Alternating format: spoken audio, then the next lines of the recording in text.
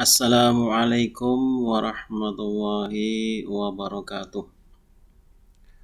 Anak-anak, pada kali ini kalian mudah-mudahan dalam keadaan sehat walafiat. Allahumma amin.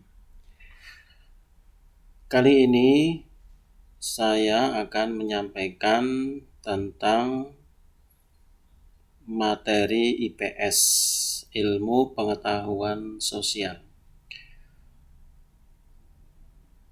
Perlu saya sampaikan bahwa untuk saya nama Sutejo, sudah ada perkenalan dulu ya. Pada acara MPLS yang kemarin ya, saya adalah wali kelas 7C.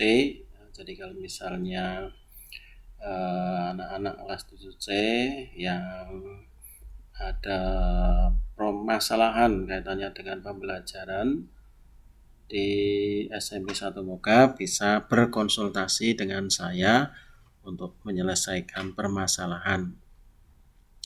Anak-anakku yang saya cintai dan saya banggakan, pada kesempatan kali ini ya, saya menyampaikan tentang ilmu pengetahuan sosial. Pada bab yang pertama, itu kaitannya dengan pengertian ruang dan interaksi antar ruang.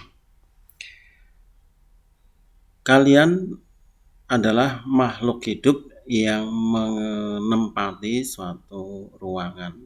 Nah, sekarang yang ditanyakan, apa itu ruang?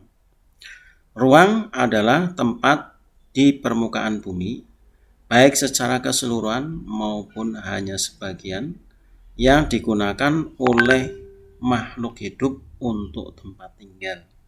Ya, jadi kalian sebagai makhluk hidup akan menempati suatu ruangan.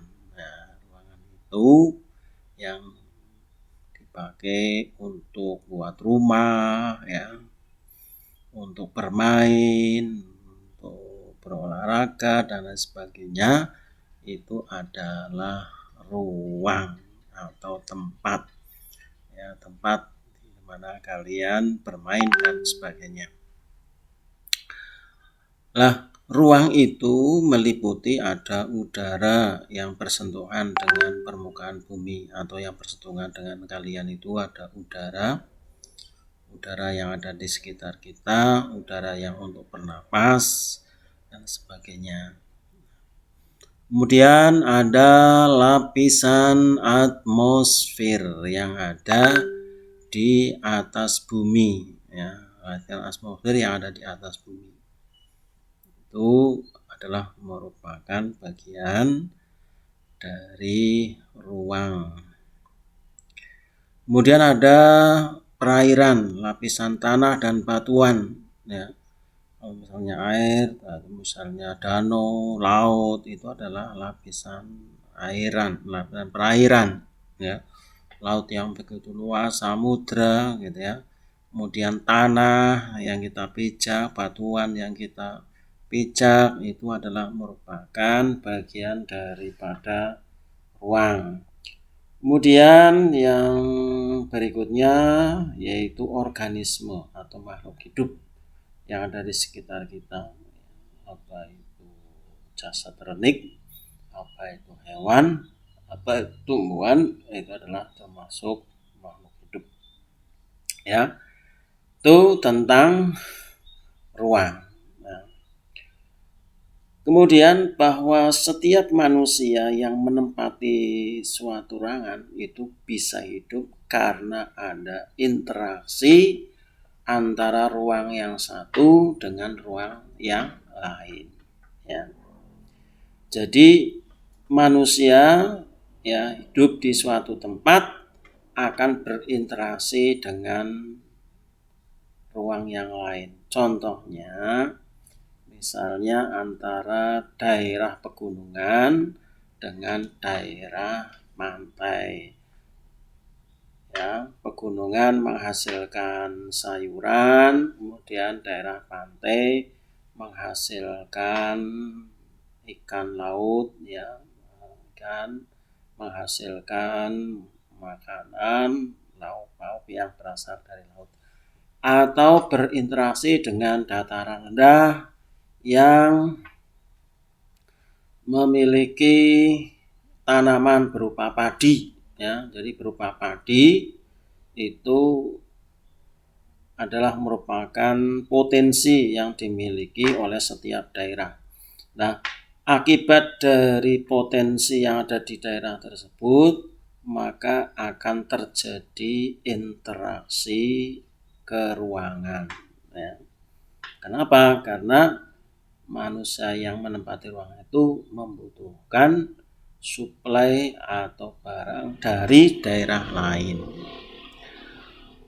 Nah, maka dalam interaksi keruangan itu ada yang disebut dengan interaksi saling melengkapi atau komplementari atau regional komplementari. Ya ini ya. Jadi misalnya orang muga dengan ya hasilnya adalah sayuran, ya, orang muga sayuran, daerah dataran rendah adalah padi, orang muga butuh makan yaitu beras, yaitu berasal dari dataran rendah atau daerah yang menghasilkan padi, kemudian daerah yang menghasilkan padi membutuhkan sayuran untuk lauknya dari daerah dataran tinggi yang menghasilkan sayuran itu. Maka antara daerah yang menghasilkan sayuran dengan daerah yang menghasilkan padi akan terjadi interaksi, yaitu yang disebut dengan interaksi keruangan, ya. Nah ini ya, ini kondisi saling melengkapi terjadinya ya. Ada wilayah yang berbeda komoditas yang dihasilkan. Ini misalnya wilayah A ya surplus sayuran ya, penghasil sayuran. Kemudian wilayah B surplus ikan. Nah, wilayah A dan wilayah B ini saling berkomunikasi ya, saling berkomunikasi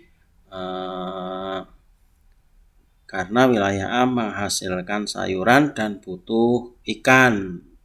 Wilayah B menghasilkan ikan, butuh sayuran. Maka antara daerah A dan daerah B akan terjadi apa yang disebut dengan interaksi keruangan, ya, saling melengkapi. Kemudian yang kedua yaitu kesempatan antara, intervening opportunity. Ya ini ya. Jadi ini adalah kesempatan antara, intervening kesempatan antara atau intervening opportunity. Nah, perhatikan ini ya. Jadi apa itu ya? Yaitu kesempatan antara adalah merupakan suatu lokasi yang menawarkan alternatif lebih baik sebagai tempat asal maupun tempat tujuan. Nah ini contohnya, gambarnya semacam ini. Nah ini wilayah A itu adalah surplus sayuran tapi minus ikan. Wilayah B surplus ikan minus sayuran. Kemudian ada wilayah C ya yang surplus ikan minus sayuran, dan ini apa itu jaraknya lebih dekat ya, atau jaraknya lebih baik ya, alternatif.